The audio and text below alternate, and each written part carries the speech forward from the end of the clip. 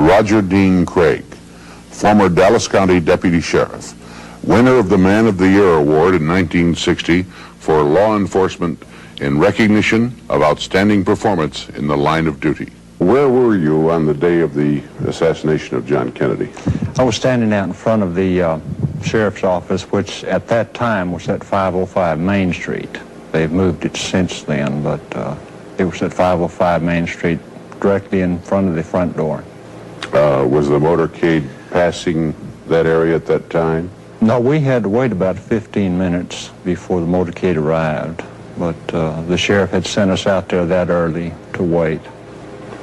Were you merely a spectator, or were you on duty? Well, no, I was on duty, but a couple hours before Kennedy was to arrive, the sheriff called us in, what I call the street people, the plainclothesmen, the detectives, and he instructed us that we were to stand out in front and in no way take part in the security of that motorcade, that we were merely spectators and nothing more. Did that seem unusual to you? It did to me at the time, because there were so many people around and so few Dallas police officers. This is one of the first things I noticed, was the lack of Dallas police officers. Try to keep the people back. The president came by and they made the right turn on to Houston Street.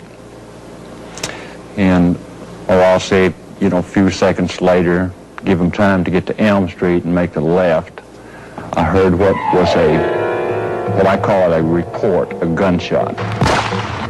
And I said, oh my God. And I turned and started toward Houston Street, running just as hard as I could. And I was probably 15 steps from Houston Street. And before I reached those 15 steps, I heard two more reports. Then you arrived at Elm Street? Right. Okay, what did you see? Well, there was a Dallas police officer running up the grassy knoll to the picket fence. So I immediately assumed the motorcade had left by then. And I immediately assumed that he knew something about the shots, or he wouldn't have been headed for the picket fence. So I followed him. Were you aware the president had been hit? Not at that time. Now, people were mentioning the president was shot, and someone else said a Secret Service agent was shot, and there were just stories flying all over. But my interest was to get behind that picket fence, because that's where that Dallas police officer was headed. I worked in that area for, probably 7, 8 minutes, maybe, something like that, until I ran on to Mr. and Mrs. Arnold Rowland. Now, Mr. Rowland told me that 15 minutes before the motorcade arrived, he saw two men on the 6th floor of the school book depository. Now, one was a white male in the east corner of the 6th floor with a rifle. The other one was a colored male at the west end of the 6th floor, pacing back and forth. And I went to the south side of Elm Street to look for any signs of any bullets striking the curb or the street or anything. By this time it had been established that the president had been shot. And Deputy Sheriff Buddy Walters joined me at that time. Everybody was coming to the scene of the shooting, which is normal. People are just that way. But as I was searching the south curb of Elm Street, I heard a shrill whistle.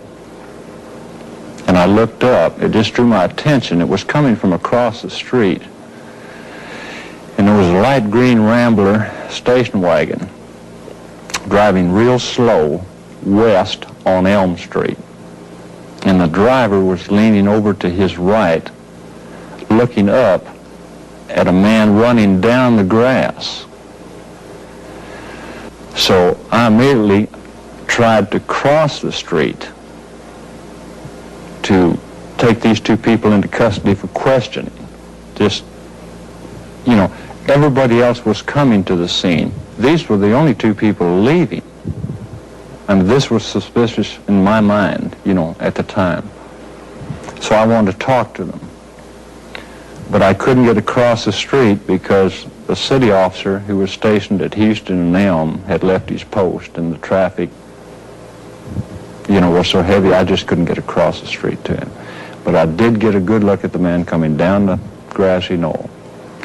And he got into the station wagon, and they drove west on Elm Street. It had been determined that the shots came from the southeast window. How, I don't know. The Dallas police were saying this, so we immediately went there. And Deputy Sheriff Luke Mooney was with me when we found the shells. We found 3 hulls beside the window on the 6th floor. And they were laying 3 in a row, not more than an inch. This was breast, the 3 spent cartridges. 3 spent cartridges. They were lying 3 in a row, not more than an inch apart, all pointing in the same direction. Of course, I didn't touch them. They hadn't been photographed or fingerprinted or anything. I didn't touch those. And there was a lunch sack, very small, brown paper lunch sack up there. Had some chicken bones in it. And there was a soda bottle sitting on a box. And we began then to search for a weapon. And we started toward, everybody took a different direction, and Deputy Sheriff Boone and myself just happened to head for the northwest corner of the building. And Boone was ahead of me by about 8 feet. And there were a stack of boxes just at the head of the stairwell going downstairs. And Boone looked over into it and said, "Here it is. Here's the rifle." So I immediately went over beside him and looked over, and there was a rifle. But we didn't touch it until Captain Fritz and Lieutenant Day from the ID department of the Dallas Police Department got there. Now, Captain Fritz was chief of homicide, and Lieutenant Day was from the Identification Bureau. They got there and took some pictures of the rifle, and then I believe Dave pulled the rifle out and handed it to Captain Fritz, who held it up by the, had a strap on it. He held it up by the strap and asked if anyone knew what kind of rifle it was. Well, by this time, Deputy Constable Seymour Weitzman had joined us. And Weitzman was a gun buff. He had a sporting goods store at one time, and he was very good with weapons. And he said it looks like a Mauser. And he walked over to Fritz, and Captain Fritz was holding the rifle up in the air, and I was standing next to Weitzman, who was standing next to Fritz, and we weren't any more than 6 or 8 inches from the rifle, and stamped right on the barrel of the rifle was 7.65 Mauser. And that's when Weitzman said it is a Mauser and pointed to the 7.65 Mauser stamp on the barrel. There's an intonation to that statement that it should mean something. Well, the shells we found came from a 6.5 Italian rifle. You mean those 3 cartridges? The two don't relate. 3 cartridges that were found at the southeast corner. In the southeast corner. Came from a 6.5 Italian carbine. That afternoon, after Officer Tippett was killed, they took a suspect into custody. And I was thinking about this man getting away from me. This was the man that got into the Green Rambler. The Green Rambler. And I called Captain Fritz at his office and gave him a description of the man I saw get into the Rambler. And he told me, and I quote him, "It sounds like the suspect we have in custody come on up and take a look at him. So I went out and got in my unmarked car and drove to the City Hall, went directly to Captain Fritz's office. And we went into Captain Fritz's inner office, and the man was sitting in a chair behind a desk. And there was another gentleman. I assumed he was one of Fritz's people because he had the white cowboy hat on, which was the trademark at that time of the Dallas Homicide Bureau. And Fritz turned to me and said, "Is this the man you saw?" And I said, "Yes." And it was. It was. So he turned to the suspect and he said, "This man saw you leave." At which time the suspect became a little excited. And he said, "I told you people I did." And Fritz said, "Now take it easy, son," talking to the suspect. He said, "We're just trying to find out what happened here." He said, "What about the car?" I didn't say station wagon. He said, "What about the car?" At which time the suspect leaned forward and put both hands up on the desk and said, "That station wagon belongs to Mrs. Payne.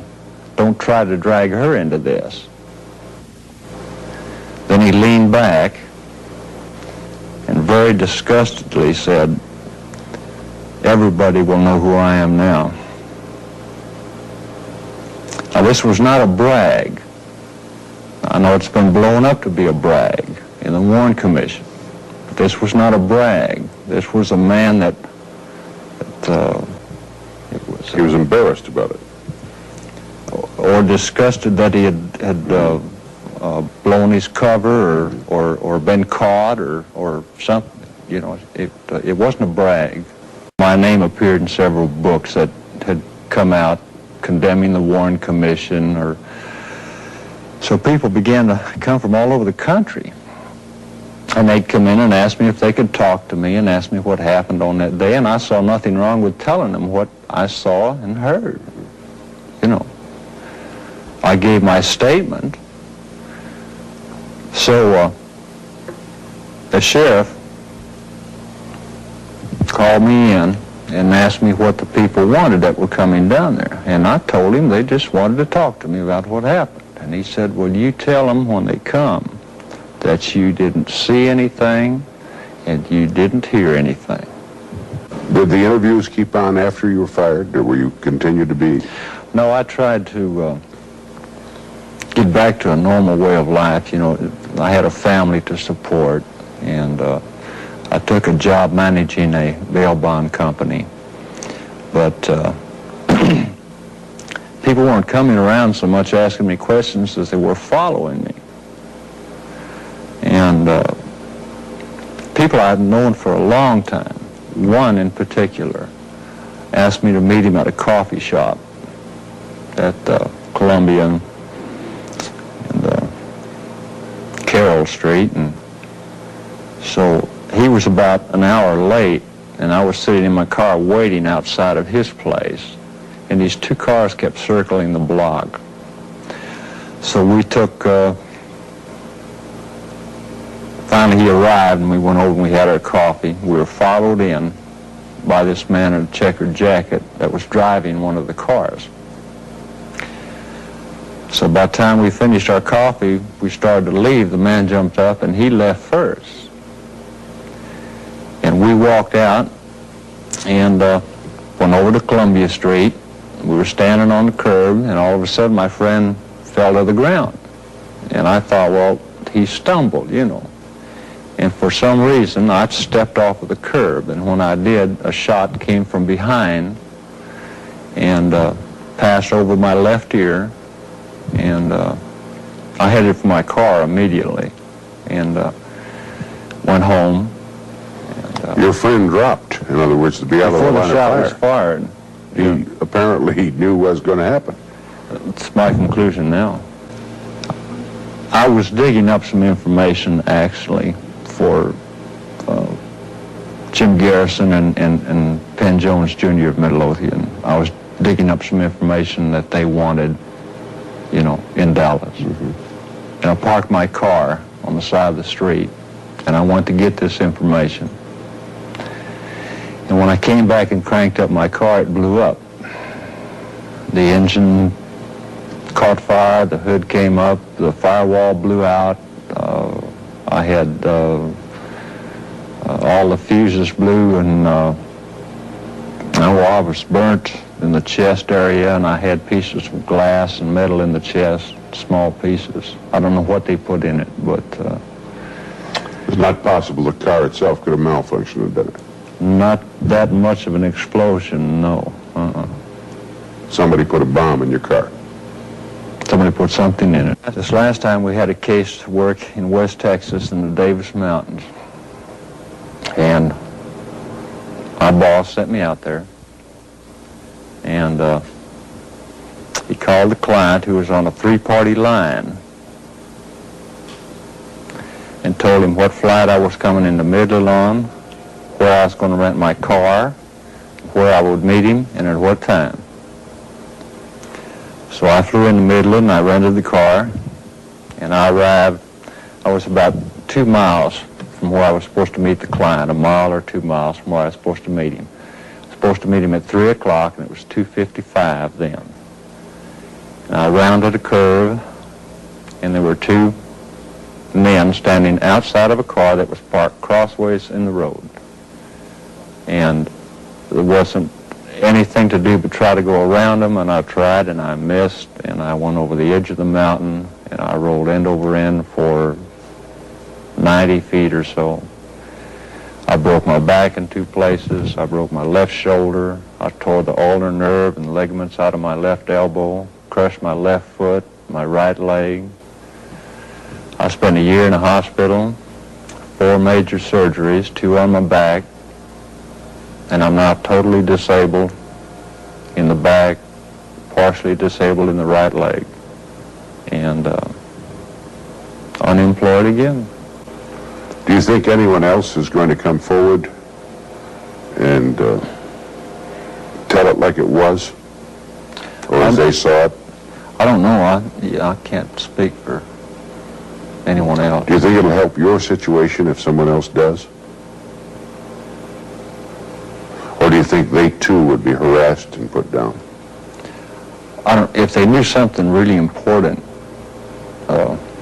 one of us would have to go. You can't have corroborating witnesses. It's there are people who know something very important. I'm sure they are. Now, Buddy Walters was one of them that knew something very important, but he was shot to death here a couple of years ago. Now, I have 2 friends that were on the bond desk. One of them was still talking to me, and he died of cancer. And then the other one, he died here, I believe, last December of a kidney infection. And then there was another one that was still talking to me. And these were all people with the sheriff's office now. And he died. And I'm not really sure what he died of. I called the sheriff and offered my condolences, you know, and all the sheriff had to say was he had more chain than he could carry, the man that died.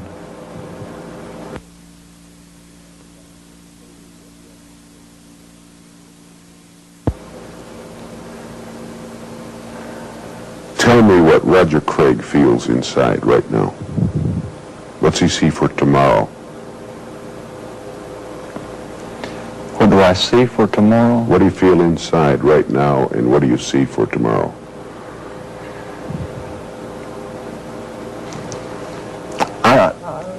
When I get up, let me put it this way. When I get up in the morning, I say, this is the tomorrow I worried about yesterday. Roger Craig died in Dallas, May 15th, 1975, of a rifle wound in the chest. He owned 2 pistols. The coroner's verdict? Suicide.